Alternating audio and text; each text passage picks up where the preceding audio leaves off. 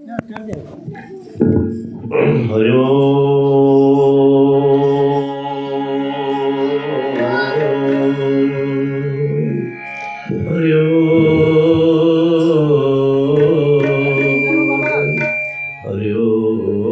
गुरुर्ब्रह्मा गुरुर्विष्णु गुरुर्देव महेश्वर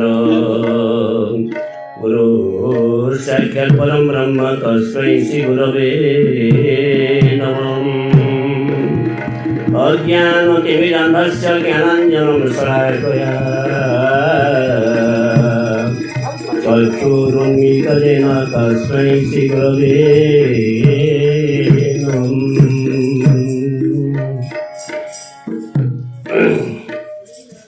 गुरुंकर पूजन से ब्रह्मा विष्णु महेश्वर समस्ते आशीर्वाद दियंती। गुरुंकर माध्यम रे ही आम समस्ते भगवान को लाभ करिपरिबा।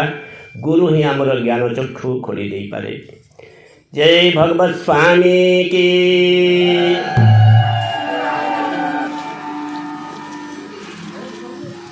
टिंगीपाली सत्संग उपस्थित थिबा मोर समस्त गुरुजन मान को नमस्कार, माँ माउसी मान को नमस्कार एवं एठिकार गायक बायक एठिका धूलिबारी सबको मु प्रणाम जनकरी मो पदे कहूची।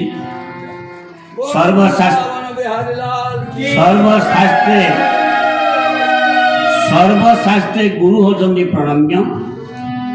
गुरुंकर जदि आशीर्वाद मिले, गुरुंकर प्रणाम जनाई जदि आम जदि किसी आशीर्वाद लाभ करें आमर कौन प्रकार असुविधा हेब ना। यही गुरुंकर देहरे ही, गुरुंकर शरीर ही, गुरुंकर माध्यम ही भगवान को पाखक आमर नमस्कार चली जाए। तेणु मो सर्टकट मात्र जेहेतु 10-12 मिनिट कहबी, अन्य कथा को न जाए सीधा सड़क 2 पद जाए कहबी से जगह को जाऊँ। प्रकृत गुरु किए आम तो जानी समस्ते कहवा सांगे सांगे आम प्रथम गुरु बापा माँ तापर शिक्षा गुरु दीक्षा गुरु अनेक कथा कहवा। सी जी भी हूँ आम निजे देखू जन्म होगा ठारू आम बड़ होगा पर्यंत आम अनेक कथा जानी तो न था।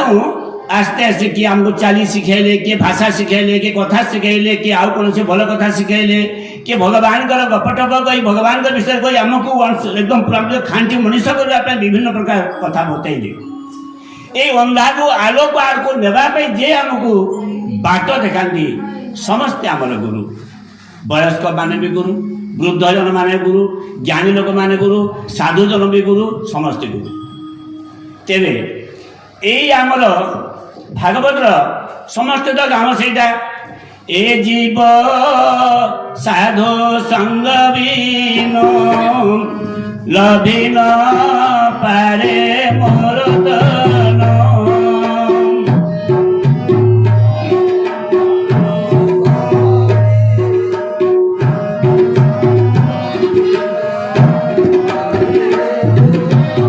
सर्वको संग दोष हरे, आहा दोष हरे, जे जना साधु संग करे।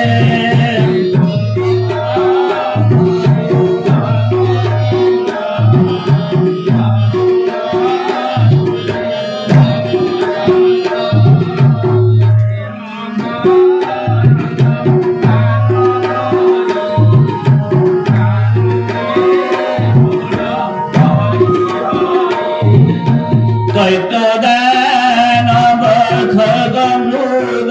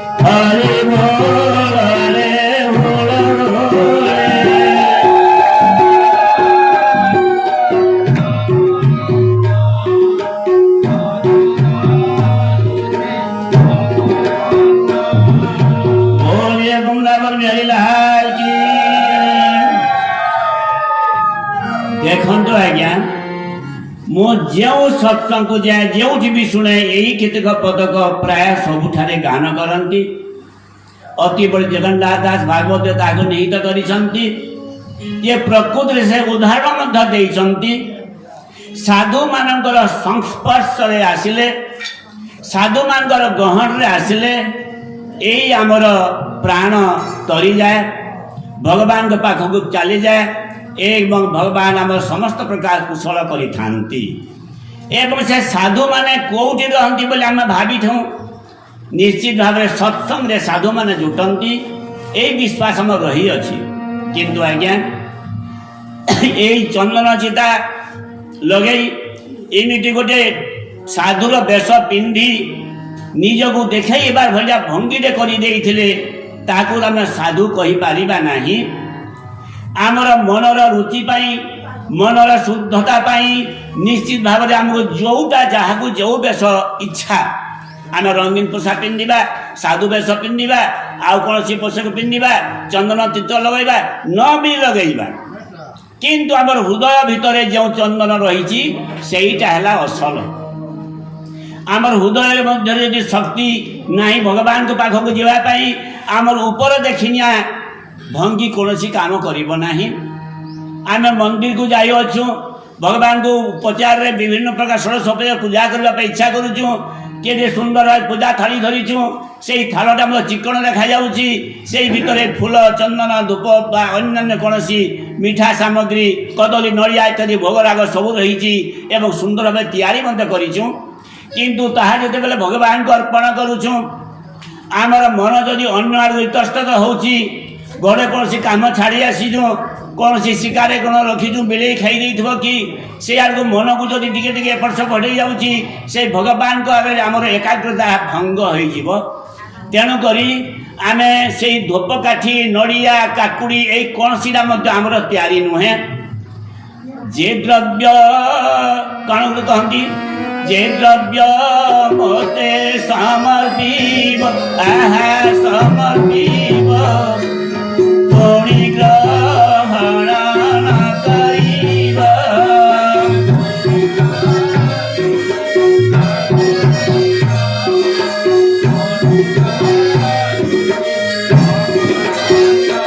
बोलिए वृंदावन बिहारी लाल की। ମୁଁ ପ୍ରଥମେ ଏଇ ପଦଟା ଯେତେବେଳେ ଭାଗବତ ଶୁଣିଲି, ମନରେ ଭାବିଲି, ଆରେ ଯେଉଁ ଦ୍ରବ୍ୟ ମୋତେ ଗ୍ରହଣ କରି ଦେବ, ମୋତେ ଦେଇଛ ଯେହେତୁ ଆଉ ଗ୍ରହଣ କରିବ ନାହିଁ ବୋଲି କହିଲେ, ତାହେଲେ ଆମେ ତ ନଡ଼ିଆଟେ ଦେଉଛୁ, ଆମେ ତ କଦଳୀଟେ ଦେଉଛୁ, ଏହାକୁ ପୁଣି କେମିତି ପ୍ରସାଦ ଖାଇବା? ଏଟା ପ୍ରସାଦ ଖାଇବା କଥା ନୁହେଁ। ଏହାକୁ କୁଆଡ଼େ ଫୋପାଡ଼ି ଦେବା କି ପାଣିରେ ଏମିତି ଛାଡ଼ିଦେବା, ଏମିତି ଭାବୁଥିଲି। କିନ୍ତୁ କେଡ଼େ ସୁନ୍ଦର ଅର୍ଥ ସେ ଭିତରେ ଅଛି। ଯେତେବେଳେ ଶୁଣିଗଲି ମୁଁ ଆଶ୍ଚର୍ଯ୍ୟ ହେଇଗଲି। ଯେ ଦ୍ରବ୍ୟ ମୋତେ ସମର୍ପିବ, ଆମ ଗାଁ ଗହଳିର ଭାଷାରେ ଅଛି, ଯାର ଧାନ ଦିଏ ତାର ମୁରି ଦେ କଉଟିଆନ ଭୁଷ କରି କହେସନ୍। ଏବେ ତ ଆଉ କେହି ଧାନ ଦେଇକିରି ବୁଢ଼ୀ ନେଇ ଘିରି ଯିବାର। ମୁଁ ଛୋଟ ବେଳ କଥା କହୁଛି, ଧାନ ଲଉଥିଲୁ, ସେଠି ଧାନ ସେ ଗଦେଇ ଦେଉଥିଲା। କେହି ଦୁଷ୍ଟ ଲୋକମାନେ ସେଇ କଉଟୁଣିର ନ ଦେଖିଲା ବେଳକୁ ଧାନ ଗୁଡ଼ାକୁ ଆଣି ପକେଇକିରି ଦେଇକିରି ଧାନ ଆଣିছে ବୋଲି କହୁଥିଲେ। ଏଇଟା ବୋଧେ ହୋଇଥିବ ବୋଧେ। ତ ଠିକ୍ ସେମିତି ଭଗବାନ ନଡ଼ିଆ ଫଲେଇଛନ୍ତି। ଆମେ କେତେ ମଧ୍ୟ ନିଜ ଚେଷ୍ଟା କରି ସେ ନଡ଼ିଆ ଗଛର ଆମେ ନଡ଼ିଆ ଆଣିବା, ତାକୁ ଲଗାଇବା। ଆମେ ନିଜେ କୌଣସି ଚେଷ୍ଟା କରି କୌଣସି ଗୋଟେ ନଡ଼ିଆ ଫଲଟେ ତିଆରି କରିପାରିବା। ସେଇ ଭଗବାନ ଏଇ ସୃଷ୍ଟିରେ ଫୁଲ ଫଲେଇଛନ୍ତି, ଫୁଟେଇଛନ୍ତି। ତାଙ୍କ ସେଇ ବଗିଚାରୁ ଆମେ ଫୁଲ ଆଣିବା, ସେଇ ଫୁଲ ଆଣିବା, ତାଙ୍କର ନଡ଼ିଆ, ତାଙ୍କର ଫୁଲ, ତାଙ୍କର ଘିଅ, ତାଙ୍କର ବତି, ତାଙ୍କର ସବୁ ଯାହାର ଜିନିଷ ଯାହାକେ ଦଉଛୁ, ଦେଲେ ବି ସୁଦ୍ଧା ଆମର ହୃଦୟରେ ଯଦି ଭକ୍ତି ଅଛି, ହୃଦୟରେ ଶ୍ରଦ୍ଧା ଅଛି, ଭଗବାନ ନିଶ୍ଚୟ ତାହା ଗ୍ରହଣ କରିବେ, ସେଥିରେ ସନ୍ଦେହ ନାହିଁ। ଆମର ମନର ତୃଷ୍ଟି ପାଇଁ ଦେଉଛୁ। କିନ୍ତୁ ଯଦି କୌଣସି ଗରିବ ଲୋକ ହୋଇଥାଉ ବା ଭୁଲି ଯାଇଥାଉ ବା ନଦେଲେ ବି ଦେବା ଦରକାର ନାହିଁ ବୋଲି ଜଣେ ଭାବୁ, ନଡ଼ିଆ ନେଉନାହିଁ, କାକୁଡ଼ି ନେଉନାହିଁ, କିଛି ନେଇନାହିଁ, ସେ ସାଦା ସାଦା ଯାଇଛି, ଭଗବାନଙ୍କୁ ପ୍ରାର୍ଥନା କରୁଛି, ଗୋବିନ୍ଦ ଗୋବିନ୍ଦ ଗୋବିନ୍ଦ ପଦୁ ଗଲୁଛି ମକରନ୍ଦ।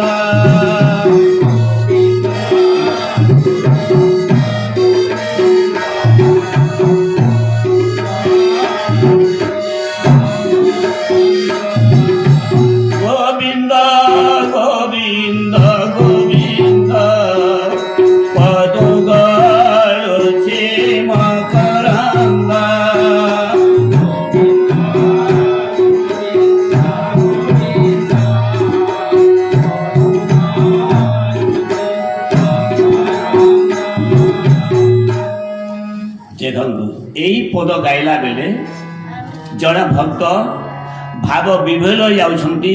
ସେ ଭିତରେ ଯାହା ଅଛି ସେଇଟାକୁ ମନ ମନେ କରୁଛନ୍ତି ଯେ ସେ ମକରନ୍ଦ ପାନ କରି ହେଲେ ତରିଲେ ବ୍ରଜ ନାରୀ, ସେ ବ୍ରଜ ନାରୀଙ୍କ ପୟରେ ମନ ଥାଉ ନିରନ୍ତରେ। ହେ ଜଗନ୍ନାଥ, କେଡ଼େ ସୁନ୍ଦର କଥାଟିଏ କହିଛ। ମୁଁ କିନ୍ତୁ ସେ ଗୋପନୀ ମାନଙ୍କ ଭଳି ହୋଇପାରୁନାହିଁ। ପ୍ରକୃତିରେ ମୁଁ ଗାଉଛି ସିନା, ତୁମେ କହିଛ ସେଇ ଭଗବାନଙ୍କ ପାଦରୁ ଯେଉଁ ମକରନ୍ଦ ଧରେ ତାଙ୍କ ପାଦକୁ ତୁମେ ନ କହି ତୁମେ ଗୋପନୀ ମାନଙ୍କର ପାଦକୁ ବନ୍ଦନା କରିବା ପାଇଁ କହିଛ। ସେ ବ୍ରଜ ନାରୀଙ୍କ ପୟରେ ମନ ଥାଉ ନିରନ୍ତରେ, ମନ ନିରନ୍ତରେ ଥାଉ ଆକୃଷ୍ଟ ବୋଲି ୟାରି ଅର୍ଥ ମୁଁ ବୁଝିଗଲିନି ପ୍ରଭୁ। ପ୍ରକୃତିରେ ସେଇ ବ୍ରଜବାସିନୀ ଗୋପିନୀ ଗଣଙ୍କର ହୃଦୟ ମଧ୍ୟରେ ତୁମେ ସବୁବେଳେ ବସତି ସ୍ଥାପନ କରୁଥିଲ। କେବେ ହେଲେ ତୁମ ଉପରେ ସେ ବିରକ୍ତ ହୋଇନାହାନ୍ତି? କ'ଣ ଗୋଟେ ଭୁଲ କରିଦେଲେ ବୋଲି ତୁମେ ଯେତେବେଳେ ଗୋପପୁର ଛାଡ଼ି ମଥୁରାକୁ ଚାଲିଗଲ, ମାତ୍ର 2 ଦିନ 3 ଦିନ ଆସିବା ପାଇଁ କହିଥିଲ। ତାଙ୍କୁ ଜବାବ ବି ଦେଇଥିଲ। ତୁମ ରଥକୁ ଅଗ୍ରକୁ ସେ ଅଟକାଇ ଦେଇଥିଲେ। ତାଙ୍କୁ ତୁମେ କ'ଣ ଭୁଲ ଦେଖିଲ ଯେ ତାଙ୍କୁ କହିଥିଲ ହେଲା ମୁଁ 4 ଦିନ 3 ଦିନରେ ଆସିବି, ସେଇଟା ମାମୁଁ ପରା ଧନୁଯାତ୍ରା କରୁଛନ୍ତି, ଏମିତି କଥା କହି ତୁମେ ଚାଲିଗଲ। କିନ୍ତୁ ନୁହେଁ ଦିନେ ନୁହେଁ 2 ଦିନ, ଯୁଗ ଆସିଲା ନାହିଁ। ତା ସତ୍ତ୍ୱେ ମଧ୍ୟ ଗୋପିନୀ ମାନଙ୍କର ଆଖିରୁ କେବଳ ଲୁହ ଝରୁଥିଲା। ତାଙ୍କର ମୁଦି ଗୁଡ଼ାକ ଏଇ ହାତକୁ ଚୁଡ଼ି ଭଳିଆ ହୋଇଯାଉଥିଲା, ସରୁ ହୋଇଯାଇଥିଲେ। ଏଠିକାର ଚୁଡ଼ି ଏଇଠିକି ପଳେଇ ଯାଉଥିଲା। ଏତେ ପରିମାଣରେ ସେ ଦୁଃଖ ଅନୁଭବ କରୁଥିଲେ। ତା ସତ୍ତ୍ୱେ ତୁମକୁ କେହି ମଧ୍ୟ ତୁମକୁ ରାଗୁ ନଥିଲେ, ବରଂ କାନ୍ଦି କାନ୍ଦି କହୁଥିଲେ। ଆଖିରୁ ତାଙ୍କ ଲୁହ ଝରି ଆସୁଥିଲା। ହେ କୃଷ୍ଣ, କ'ଣ ଆମ ଭୁଲ କରିଦେଲୁ? ବୋଧ ହୁଏ ତୁମ ପ୍ରତି ଆମର ଭକ୍ତି ଆମର ଶ୍ରଦ୍ଧା ଏତେ ଥିଲେ ମଧ୍ୟ ତୁମେ କ'ଣ ଗୋଟେ ଭୁଲ ଦେଖି ଚାଲିଗଲ ଯେ ଆମକୁ ଠକିଦେଲ। ଆସ ସେଇମାନେ ଯୁଗ ବିତିଗଲା ମଧ୍ୟ ଆସିଲେ ନାହିଁ। କିନ୍ତୁ କେବେ ମଧ୍ୟ ସେଇ କୃଷ୍ଣଙ୍କ ପ୍ରତି ତାଙ୍କର କୌଣସି ପ୍ରକାର ରାଗ ବା ଅଭିମାନ ଆସିନଥିଲା। ଠିକ୍ ସେହିପରି ଆମେ ଯାହା ବି ହଉ, ଭଗବାନଙ୍କ ପ୍ରତି ଆମର ଯେଉଁ ଭକ୍ତି ଯେଉଁ ଶ୍ରଦ୍ଧା ରହିଛି, ଏଇ ହୃଦୟରେ ଆମେ ଯାହା ତିଆରି କରୁଛୁ ତାହା ଦଉ। ଆମର ତିଆରି କ'ଣ ହୋଇଛି? ମୁକାର ମାତର ମୋର ନୁହେଁ ବୋଲି କହିବାକୁ ନାହିଁ ବାଟ, ତୁଳସୀ ଚରଣେ ଅର୍ପଣ କରୁଛି, ଏନ ହେ ବିଶ୍ୱ ସମ୍ରାଟ।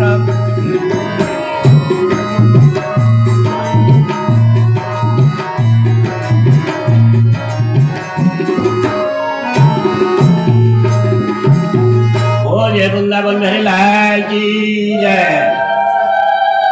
ଶୁଣନ୍ତୁ ମା ମାନେ, ଆମେ ଯଦି କୌଣସି ଗୁଣରେ ଯଦି ଧନ ଟିକେ ବେଶୀ ହେଇଯାଇଛି, କି ଆମର ଝିଅ ଟିକେ ପୁଅ ଟିକେ ବଡ଼ ଚାକିରି କରି ବେଶୀ ଟିକେ ଆମେ ଗର୍ବ ଭୋଗ କରୁଛୁ, ଏଇ ଗର୍ବ କରିବାର ଆମର କୌଣସି ପ୍ରକାର ଉଚିତ ନୁହେଁ।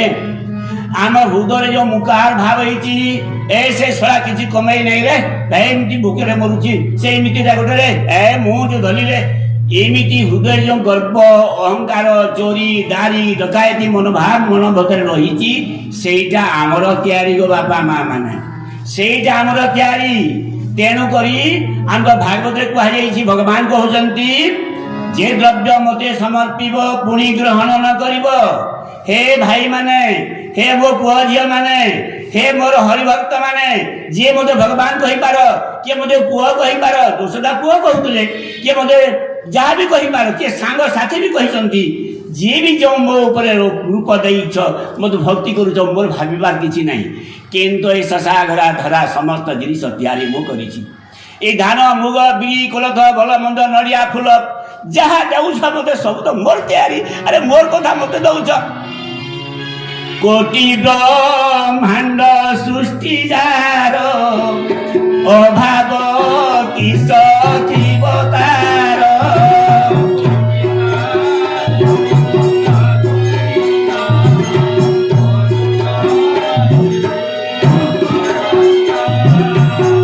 এই কোটি ব্রহ্মা সৃষ্টি যে করেছি ଯିଏ କି ସୂର୍ଯ୍ୟ ଭଳି ଆଲୋକ ଦୋଲେଇ ପାରିଛି, ଚନ୍ଦ୍ର ଭଳି ଆଲୋକ ଦୋଲେଇ ପାରିଛି, ତାକୁ ଗୋଟେ କ୍ଷୁଦ୍ର ଦୀପ କେତେ ହବ? ଯେ ଦୀପଟିଏ ଦେଇକି ଆମକୁ କହୁଛୁ, ତା ସତ୍ତ୍ୱେ ମଧ୍ୟ ଭକ୍ତି ସହକାରେ ଏ ଦୀପଟିଏ ଦେଲେ ମଧ୍ୟ ଭଗବାନ ଖୁସି ହେବେ। କିନ୍ତୁ ତାଙ୍କର ତିଆରି ଜିନିଷ ତାକୁ ଦେଇପାରିଲେ ସେ ବିଶେଷ ଖୁସି ହେବେ ନାହିଁ। ଦେଲେ ଭଲ, ଦେଇପାରୁ ଅଲଗା କଥା, କିନ୍ତୁ ଆମର ତିଆରି ଜିନିଷ ଦେଲେ ଭଗବାନ ବେଶୀ ଖୁସି ହେବେ। କ'ଣ ଆମର ତିଆରି? ଚୋରି, ଦାରି, ହତ୍ୟା, ମିଥ୍ୟା, এই ଯେଉଁ ପ୍ରକାର ଅହଂ ଭାବ, ଗର୍ବ ଭାବ, ଯେତେ ପ୍ରକାର ଖରାପ ଜିନିଷ ରହିଛି, ଏଇଟା ଆମର ହୃଦୟରୁ ଆମେ ତିଆରି କରୁଛୁ। ଭଗବାନ ଆମକୁ ଭଲ ଜିନିଷ ଜାଣିବା ପାଇଁ ଖୁସିରେ କହିଛନ୍ତି। ମଣିଷ ଦେହରେ ଦିବ୍ୟ ଜ୍ଞାନ ଦେଖି ସନ୍ତୋଷ ଭଗବାନ କାହିଁକି କହିଲେ? ଏଇ ମଣିଷ ହୃଦୟରେ ଯେମିତି ଯାହା ଲଗାଇବ ତାହା ହେବ। ଗୋଟେ ସରସ ମାଟି খুব সুন্দর মাটি, ସେଥିରେ ଯାହା ଲଗାଇଲେ ମଧ୍ୟ ହେବ। ଆମକୁ ଜଣେ ସରସ ଜମି ଖଣ୍ଡେ ଦେଲେ, ସରସ ଜମି ଖଣ୍ଡେ ଦେଲେ ବୋଲିକିରି ଆମେ ସେଇଟା ଆମର ସ୍ୱାସ୍ଥ୍ୟ ପାଇଁ, ଦେହ ପାଇଁ, ଘର ପାଇଁ ଯାହା ଉପଯୁକ୍ତ ହେବ ସେଇ ଜିନିଷ ଲଗାଇଲେ ସିନା ହେବ। ସରସ ମାଟି ବୋଲି ଗଞ୍ଜେଇ ଲଗାଇବା, ଗଞ୍ଜେଇ ଖାଇବା, ସେଇଠି ସରସ ମାଟି ବୋଲି ସେଇଠି ଗୋଟେ ମଦ ଭାଟି ତିଆରି କରିବା ସେ ସରସ ମାଟି ଉପରେ, ସେଇଟା ତ କାମ ନେବ ନାହିଁ। କିନ୍ତୁ ଆମକୁ ଭଗବାନ ଏତେ ଜୀବ ଗଢ଼ିଲା ପରେ, ସମସ୍ତ ଜୀବ ଗଢ଼ିଲା ପରେ କେହି ଭଗବାନଙ୍କୁ ପାଖକୁ ଯିବାର ଭଳିଆ କାହାରି ଶକ୍ତି ହେଲା ନାହିଁ। କେହି ଭଗବାନଙ୍କର ଗୁଣ କୀର୍ତ୍ତନ, ଭଜନ କୀର୍ତ୍ତନ କରିବାର ଭଳିଆ ବୋଧ ସେମାନଙ୍କ ଉପାଦାନ ହେଲା ନାହିଁ। ଯେତେବେଳେ କ'ଣ ଗୋଟେ ଉପାଦାନ ଦଉ ତିଆରି କରୁ ଶେଷ ମଣିଷ ସୃଷ୍ଟି କଲା। ଆପଣମାନେ ଜାଣିଛନ୍ତି ଶେଷ ମଣିଷ ସୃଷ୍ଟି କଲା। ସେଇ ମଣିଷ ସୃଷ୍ଟି କରିବା ପରେ ମଣିଷ ଯେମିତି ଭାବେ ତାର ଆଚାର ବ୍ୟବହାର ଦେଖିଲେ ଭଗବାନ ଯେ ଏହାର ମୁଣ୍ଡରେ ନିଶ୍ଚୟ ବହୁତ କିଛି ବୁଦ୍ଧି ଜାତ ହବ, ସେ ଖୁସି ହେଇଗଲେ। ତେଣୁ ଭଗବାନ ତାକୁ ଦେଇଦେଲେ ଗୋଟେ ବହୁତ ଭଲ ଜିନିଷଟେ। ଆରେ ମଣିଷ, ତୁ ଅନ୍ଧାର ବିରୁଦ୍ଧରେ ଯଦି ଯିବୁ, ତୋତେ ଗୋଟେ ଲାଇଟ୍ ଦେଉଛି, ସେଟା ହେଲା ବିବେକ। ଆପଣଙ୍କୁ ଅନେକ ଥର କହିଛି, ଆପଣ ନୂଆ କହିଲେ ବୋଲି ଭାବିବେନି, କାହିଁକି ଭୁଲ ହେଇଯାଉଛି। ଆମେ ଯେତେ ଶୁଣିଲେ ମଧ୍ୟ ଗୋଟେ କଥାକୁ ଆମେ କୋଉଠି ଗୋବିନ୍ଦ ଗୋବିନ୍ଦ ଗାଉନୁ, ସବୁଦିନ ଗୋବିନ୍ଦ ଗୋବିନ୍ଦ ଗାଉଛୁ, ସବୁଦିନ ଗୋପୀଙ୍କର ଭକ୍ତି ଗାଉଛୁ, କିନ୍ତୁ ଗୋପୀମାନଙ୍କର ଭକ୍ତି ଆମର ହୃଦୟରେ କାହିଁ? ଯେତେବେଳେ ଭାଗବତ ପଠନ କଲାବେଳେ ଭକ୍ତି ନଥିବାରୁ ଆମ ମନରେ ଦୁଃଖ ବି ଜାତ ହେଉନାହିଁ। ଗାଇଲା ବେଳେ ଗାଉଛୁ କେବଳ, ପ୍ରକୃତିରେ ଭଗବାନ ପ୍ରତି ଭକ୍ତି ଆମେ ଜାତ ହେବା କଥା। ତ ସେଇ ଠିକ୍ ସେଇଭଳି ଆମେ ଯେତେବେଳେ ଯାହା କରୁଛୁ ସେଥିରେ ଆମକୁ ଭଲ ଜିନିଷ ତିଆରି କରିବା ଶକ୍ତି ଏଇ ମୁଣ୍ଡରେ ଅଛି। ଆମେ ନିଶ୍ଚୟ ବିହାସ କଲେ ଭୋରରୁ ଉଠିପାରିବା, ଭୋରରୁ ଉଠି ଆମେ ନିଶ୍ଚିତ ଭାବରେ ଭଗବାନଙ୍କୁ ପ୍ରାର୍ଥନା କରିପାରିବା। ଯାହା ଦେହରେ ପାଣି ବିଲକୁଲ ଯାଉନାହିଁ ସେଇଟା ମଧ୍ୟ ଭଗବାନ କ୍ଷମା ଦେଇଛନ୍ତି। ଆମେ ହାତ ଗୋଡ଼ ଶୌଚ ହୋଇ ସାମାନ୍ୟ ଭାବରେ ଆମେ ବସିକି ଭଗବାନଙ୍କୁ ପ୍ରାର୍ଥନା କରିପାରିବା।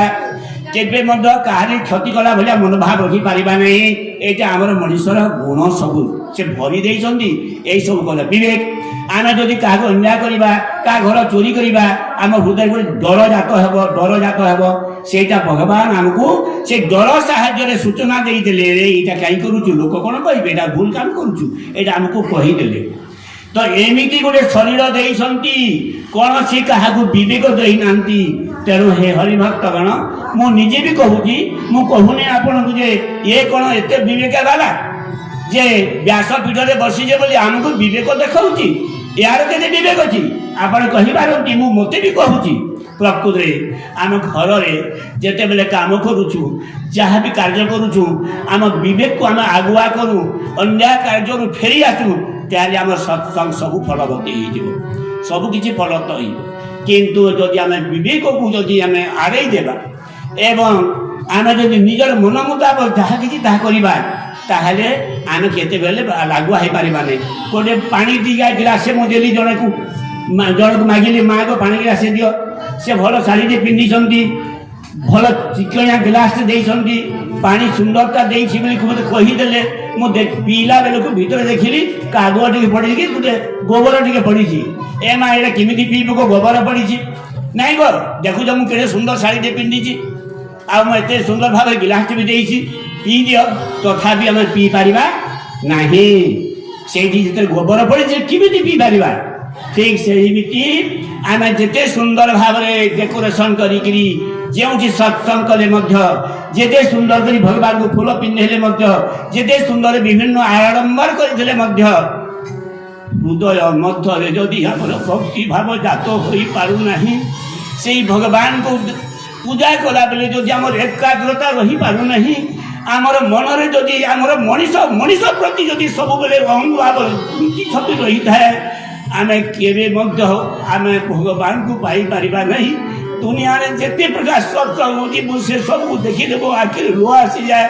एते दुनिया रे एते प्रकार सत्संग तो बंधु मासर सब बेले कोठी संक्रांति कोठी एकादशी कोठी चतुर्दशी कोठी अष्टमी एते लोग आसुतनी एते लोग शुणुतनी एते सुंदर सुंदर वक्तव्य दौरान वक्ता माने जो दीप्तिमान बबुआ भलिया जे कि भाग को पी देइछंती सेही भलिया वक्ता माने वक्तव्य दौरान किंतु आमे मनीष होइकि मध्य परिवर्तन होई पारु नहीं कहीं एथि बहुत दुख लगे।